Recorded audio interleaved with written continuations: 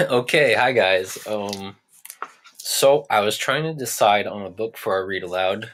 I did not have a copy of the BFG, so we'll have to finish that when we're back in school. But I was looking around my house, and I donated most of my books from when I was a kid. I only have my books now that I'm an adult. But I forgot I kept a series of unfortunate events. I had all 12 of them, and I loved these books when I was your age.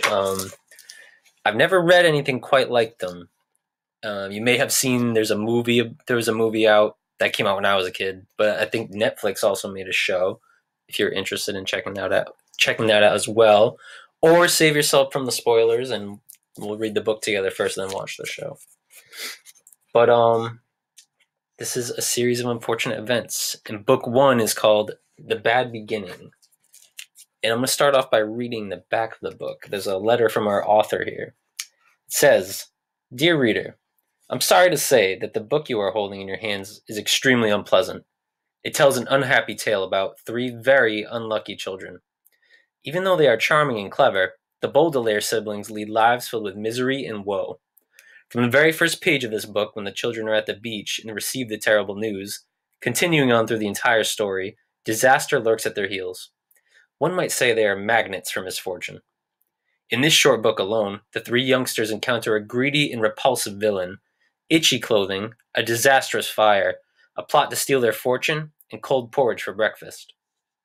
It is my sad duty to write down these unpleasant tales, but there's nothing stopping you from putting this book down at once and reading something happy.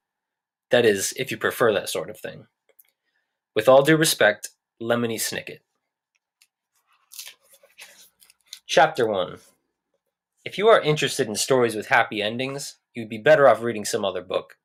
In this book, not only is there no happy ending, there's no happy beginning, and very few happy things in the middle. This is because not very many happy things have happened in the lives of the three Baudelaire youngsters. Violet, Klaus, and Sonny Baudelaire were intelligent children. They were charming. They were resourceful, and they had pleasant facial features. But they were extremely unlucky, and most everything that happened to them was rife with misfortune. I'm sorry to tell you this, but that is how the story goes. Their misfortune began one day at Briny Beach. The three Baudelaire children lived with their parents in an enormous mansion at the heart of a dirty and busy city, and occasionally their parents gave them permission to take a rickety trolley. The word rickety, you probably know, here means unsteady or likely to collapse. They would take the trolley alone to the seashore, where they would spend the day as a sort of vacation as long as they were home for dinner. This particular morning, it was gray and cloudy, which didn't bother the Baudelaire youngsters one bit. When it was hot and sunny, Briny Beach was crowded with tourists, and it was impossible to find a good place to lay one's blanket. On gray and cloudy days, the Baudelaires had the beach to themselves to do what they liked. Violet Baudelaire, the eldest, liked to skip rocks. Like most 14-year-olds, she was right-handed, so the rocks skipped farther across the murky water when Violet used her right hand than when she used her left. As she skipped rocks, she was looking out at the horizon and thinking about an invention she wanted to build. Anyone who knew Violet well could tell she was thinking hard, because her long hair was tied up in a ribbon to keep it out of her eyes. Violet had a real knack for inventing and building strange devices, so her brain was often filled with images of pulleys, levers, and gears, and she never wanted to be distracted by something as trivial as her hair. This morning, she was thinking about how to construct a device that could retrieve a rock after you had skipped it into the ocean. Klaus Baudelaire, the middle child, and the only boy, liked to examine creatures in tide pools.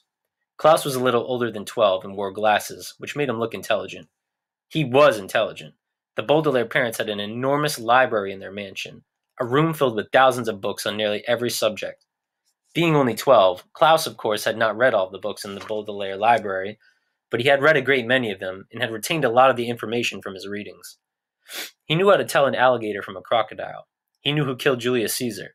And he knew much about the tiny, slimy animals found at Briny Beach, which he was examining now. Sonny Baudelaire, the youngest, liked to bite things. She was an infant and very small for her age, scarcely larger than a boot.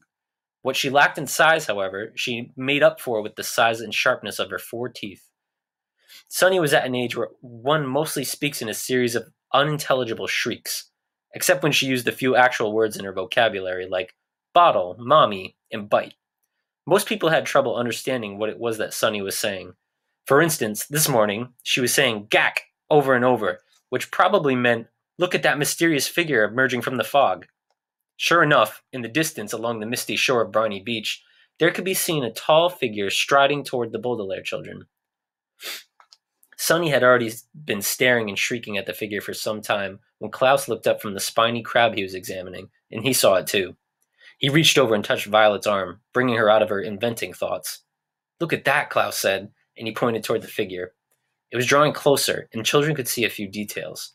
It was about the size of an adult, except its head was tall and rather square. "What do you think it is?" Violet asked. "I don't know," Klaus said, squinting at it, "but it seems to be moving right towards us."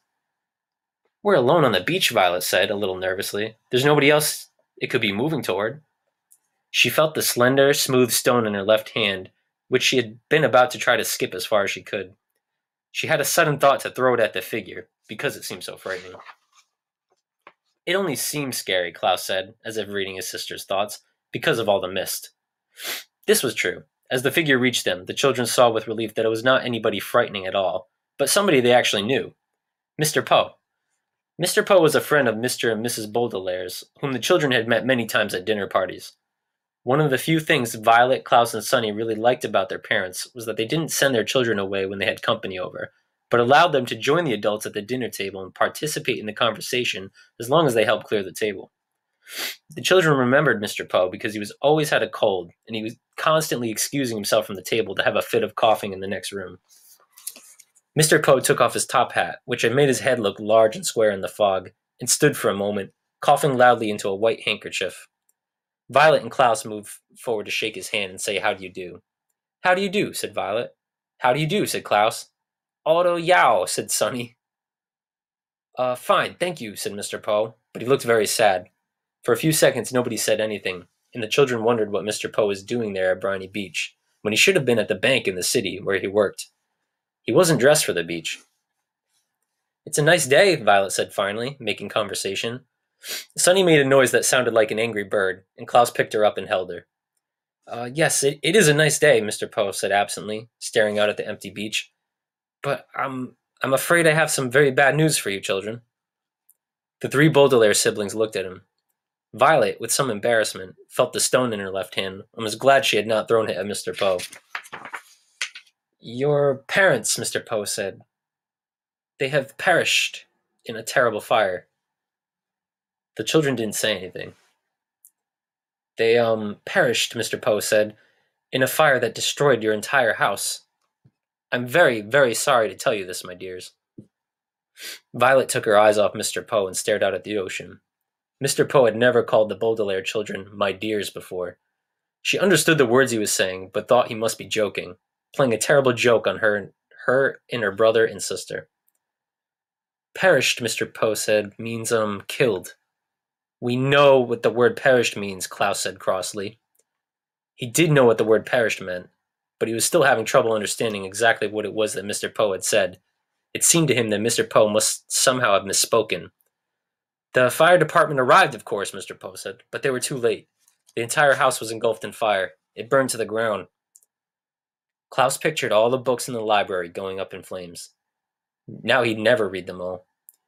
Mr. Poe coughed several times into his handkerchief before continuing.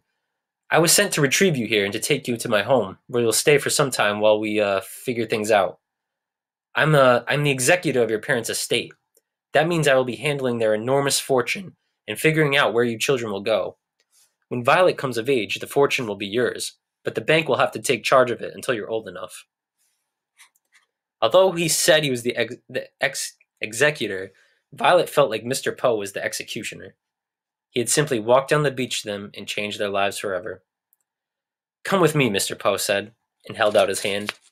In order to take it, Violet had to drop the stone she was holding. Klaus took Violet's other hand, and Sunny took Klaus's other hand. And in that manner, the three Baudelaire children, the Baudelaire orphans now, were led away from the beach and away from their previous lives.